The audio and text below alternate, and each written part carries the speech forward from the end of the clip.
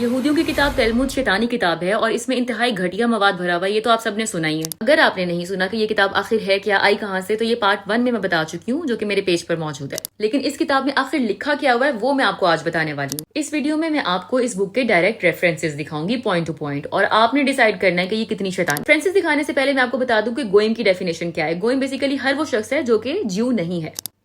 Number 1، گوئم میں سے بہترین لوگوں کو بھی مار دینا چاہیے. نمبر 2، گوئم یعنی غیر یہودیوں کی اولادیں حیوان ہیں.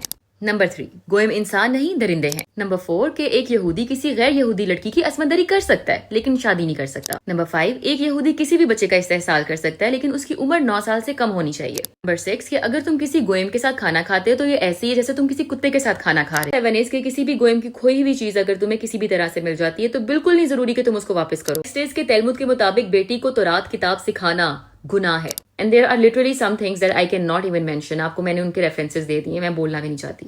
تو یہ تھی کچھ چند ایک گھناؤنی چیزیں جو کہ تلمود میں لکھی ہوئی ہیں، میں نے آپ کے ساتھ شیئر کر دی ہیں.